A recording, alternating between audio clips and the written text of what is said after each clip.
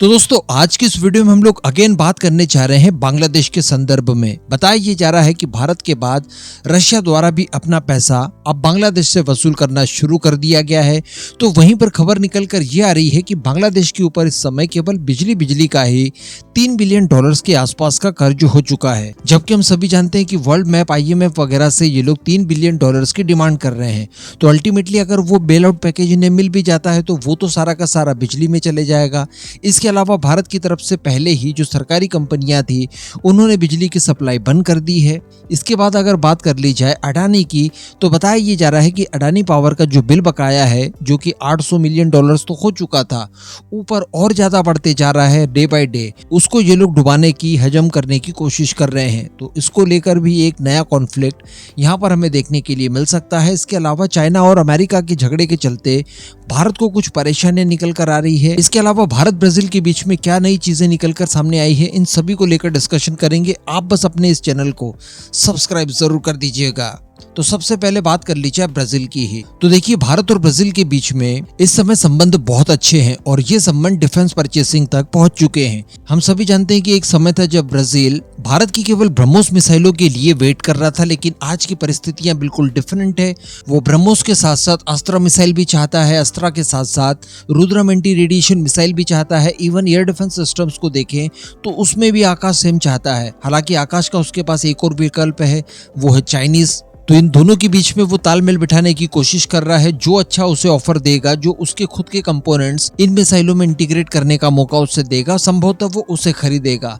लेकिन इसी बीच कुछ ऐसी खबरें भी निकल कर आ रही है कि ब्राजील भारत के तेजस विमान भी चाहता है। जी हाँ, और ये कोई स्पेक्यूलेशन नहीं है, बल्कि ब्राजील की तरफ से खुद इस बात को स्वीकार किया गया है। दरअसल मैं आपको बता दूं कि ब्राजील की वायुसेना के जो कमांडर हैं लेफ्टिनेंट ब्रिगेडियर मार्सेली कानेड्स डेमासेनो, इनकी तरफ से भारतीय मीडिया से बातचीत करते हुए ये खुलासा किया गया है कि वो अपने पुराने हो चुके नॉर्थरोप ग्रुमन के F5 बेड़े को पूरी तरह से रिटायर करना चाहते हैं और इसके विकल्प के तौर पर या इनके रिप्लेसमेंट के तौर पर ये भारत के तेजस विमान को लेकर इस समय विचार कर रहे हैं। वैसे मैं आपको बता दूं कि ब्राजील के पास स्वीडन द्वारा तैयार किए गए साप के ग्रिपन फाइटर जेट मौजूद है, लेकिन इसके अलावा वो वैरायटी चाहते हैं और इसके लिए तेजस का विकल्प वो लोग तलाशने की कोशिश कर रहे हैं। इसके लिए बताया ये जा रहा है कि ब्राजील की तरफ से तेजस मार्क 1A और मार्क 2 दोनों ही संभावित फाइटर जेट हो सकते हैं, जो कि ब्राजील खरीद सकता है। अगर ऐसा होता है तो ये भारत के लिए काफी अच्छा होगा और ब्राजील संभवतः तेजस मार्क 1A और मार्क 2 में से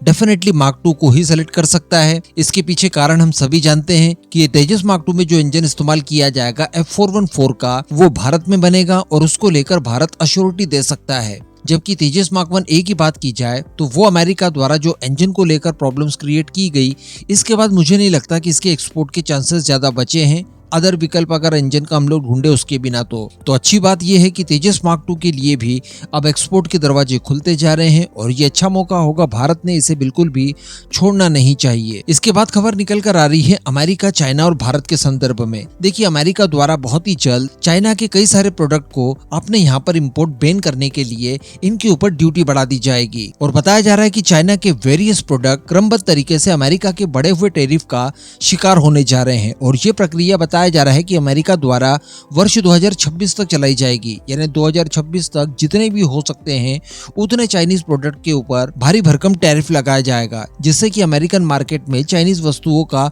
कोई लेना देना बचे ही ना। डेफिनेटली ये चाइना को कमजोर करने की कोशिश की जा रही है और ये भारत के लिए एक अच्छा मौका भी हो सकता है, क्योंकि भारत अमेरिका के बीच का ट्रेड लगातार राइज कर रहा है और जिन चीजों के ऊपर टैरिफ बढ़ाया जाएगा उसमें स्टील होगा, सोलर सेल्स होंगे, लिथियम आयन बैटरीज, उनसे संबंधित अलग अलग पुर्जे वगैरह, इसके अलावा इलेक्ट्रिक व्हीकल्स, मेडिकल प्रोडक्ट और भी कई तरह की चीजें हैं। लेकिन इसमें अभी थोड़ा सा समय है, यानी लगभग 1.5 से 2 महीना अभी बाकी है। उसके बाद टैरिफ इम्पोज कर दिए जाएंगे। तो यहाँ पर चाइना की मंशा और उसकी प्लानिंग ये है कि टैरिफ इम्पोज होने से ठीक पहले जितना हो सके उतना चाइनीज माल अमेरिका के मार्केट में उतार दिया जाए और एक्चुअली चाइना द्वारा ऐसी प्रक्रियाएं शुरू कर दी गई है। इस वजह से बताया ये जा रहा है कि जो कंटेनर्स होते हैं जिनमें सामान लोड करके एक देश से दूसरे देश एक्सपोर्ट किया जाता है, उन कंटेनर कंटेनर्स को चाइना अपने यहाँ बुला रहा है और इतनी भारी मात्रा में बुला रहा है कि इंटरनेशनली इसके क्राइसिस जनरेट हो गए हैं और इसका इम्पैक्ट भारत के ऊपर बहुत तगड़े तरीके से पड़ा है। बताया ये जा रहा है कि इन सब का इतना असर पड़ा है कि भारत को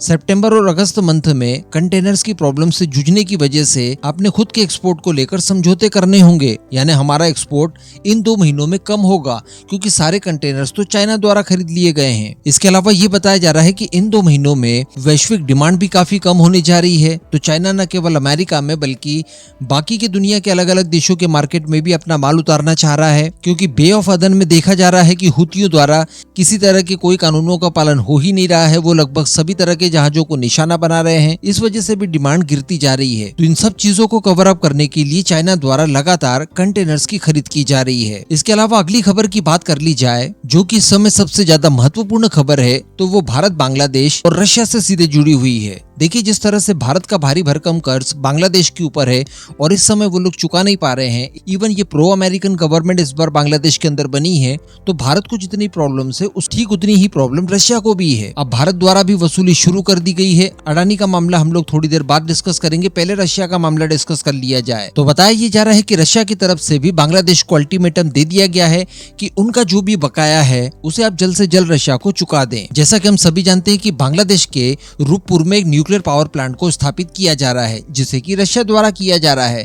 इसमें कुछ भारतीय प्राइवेट कंपनियां भी पार्टिसिपेट कर रही है, लेकिन इसी को लेकर जो कर्ज दिया गया था बांग्लादेश को, उसका जो वर्तमान में ब्याज हुआ है वो $630 मिलियन के आसपास का है, जिसका कि भुगतान रशिया को अर्जेंट करना है, लेकिन इनकी तरफ से किया नहीं जा रहा है। इसी वजह से अब रशियन अधिकारियों द्वारा बांग्लादेश को लेटर लिखकर इसकी डिमांड की गई है और इन्हें डेडलाइन दे दी गई है कि 15 सितंबर तक हर हाल में इसका भुगतान कर दिया जाए। वैसे मैं आपको बता दूं कि बांग्लादेश द्वारा ये ब्याज काफी पहले चुका दिया जाता, जब शेख हसीना ही गवर्नमेंट में थी और ये क्राइसिस नहीं हुई, लेकिन चूंकि रशिया के ऊपर सैंक्शंस लगे हुए हैं, इस वजह से बांग्लादेश किसी भी माध्यम से ये कर्ज नहीं चुका पाया। लेकिन ये ठीक रहा, अब मोहम्मद यूनुस के मत्थे फटता है और उन्हें अब अल्टीमेटम मिल गया है कि भैया जल्द से जल्द अपना ये कर्ज लौटाइए। अब बताया ये जा रहा है कि रशिया की तरफ से इन्हें $12.65 बिलियन का कर्ज दिया गया था इस परियोजना को शुरू करने के लिए, जिसके ऊपर मैक्सिमम ब्याज 4% का था। अब कंडीशन ये रखी गई है कि अगर ब्याज सही समय पर नहीं चुकाया गया तो आपके ऊपर दंडात्मक कार्रवाई की जाएगी और उसके लिए पेनल्टी अलग से लगेगी, जो कि 2.4% तक रहेगी। और इसीलिए रशिया द्वारा कहा गया है कि दंडात्मक कार्रवाई से बचने के लिए बिल्कुल डेडलाइन का ध्यान रखिए और हमारा कर्ज लौटाइए। हालांकि बांग्लादेश के पास व्यवस्थाएं नहीं है, इस वजह से बांग्लादेश अब अलग अलग तरह के ऑफर दे रहा है कि आप हमसे सामान खरीद लीजिए इसके बदले, इसके अलावा हमारी नई परियोजनाएं और हमारे शेयर वगैरह में इन्वेस्ट कर दीजिए। लेकिन बताया ये जा रहा है कि रशिया इसके मूड में बिल्कुल नहीं है, उसे पैसा चाहिए और इसी वजह से ये डेडलाइन भरा लेटर भेजा गया है। अब अगर अडानी ग्रुप की बात की जाए तो हम सभी जानते हैं कि इनसे पैसा तो देते बनेगा नहीं, इतनी इनकी क्षमता है नहीं, लेकिन इससे निपटने के लिए बताया ये जा रहा है कि बांग्लादेश द्वारा टेढ़ी उंगली कर ली गई है। जी हाँ, और बताया ये जा रहा है कि बांग्लादेश की गवर्नमेंट पीपीए की समीक्षा करने के विचार में है इस समय, यानी पावर परचेसिंग एग्रीमेंट जो हुआ था बांग्लादेश और भारत के बीच में, इसकी समीक्षा करवाई जाएगी कि कहीं ऐसा तो नहीं कि अडानी ग्रुप द्वारा इन्हें महंगे दामों पर बिजली सप्लाई की जा रही हो या किसी अन्य तरह के घपले किए गए हों। इसके अलावा अडानी ग्रुप के उन बिजनेसेस की भी ये लोग समीक्षा करने के मूड में दिखाई दे रहे हैं जो कि बांग्लादेश के अंदर इस समय चल रहे हैं। तो अल्टीमेटली ये लोग रिवर्स दबाव बनाने की कोशिश कर रहे हैं अडानी ग्रुप के ऊपर। और वैसे मैं आपको बता दूं कि केवल अडानी ग्रुप ही नहीं, भारत की अलग अलग कंपनियों द्वारा भी जो व्यवसाय किए जाते हैं बांग्लादेश के साथ, इसे लेकर भी ये लोग समीक्षा करने की तैयारी कर रहे हैं। और ये लोग इस तरह की बात कर रहे हैं कि क्या अडानी ग्रुप जिस हिसाब से व्यवसाय कर रहा है, क्या वो देश के कानूनों के अनुरूप ही है? कहीं ऐसा तो नहीं कि हमारे देश के कानूनों का पालन करने में अडानी ग्रुप किसी तरह की कोई कमी रख रहा है? और अगर ऐसा कर रहा है तो क्या किसी तरह की कोई दंडात्मक कार्रवाई अडानी ग्रुप के खिलाफ बनती है? तो इस तरह की चीजें इनकी तरफ से निकल कर आ रही है ताकि ये लोग दबाव में ले सकें और पैसे को हजम करने की एक कोशिश यहाँ पर इनके द्वारा की जा रही है। हालांकि जब अडानी पावर के एक बहुत बड़े अधिकारी से बात की गई और उनसे पूछा गया कि इसके बारे में आप क्या कहेंगे, तो उन्होंने कहा कि फिलहाल तो हमें इस तरह की कोई जानकारी नहीं है कि बांग्लादेशी गवर्नमेंट पीपीए की समीक्षा करने के मूड में है। इस तरह की कोई जानकारी हमारे पास नहीं आई है, लेकिन हमने हमारे बकाया पैसे की डिमांड की है क्योंकि ओवरड्यू काफी ज्यादा बढ़ चुका है और ऐसी परिस्थिति में हम लोग पावर की सप्लाई स्थिरता के साथ नहीं कर सकते। हमारे प्लांट को मैनेज करने के लिए, मेंटेन करने के लिए, लगातार चलाए रखने के लिए पैसा तो हमें समय पर चाहिए, वरना बिजली की जो सप्लाई है वो अस्थिर बनी रहेगी। अब इन सभी मुद्दों पर दोस्तों मैं आपका ओपिनियन जानना चाहूंगा, नीचे कमेंट करके जरूर बताइएगा।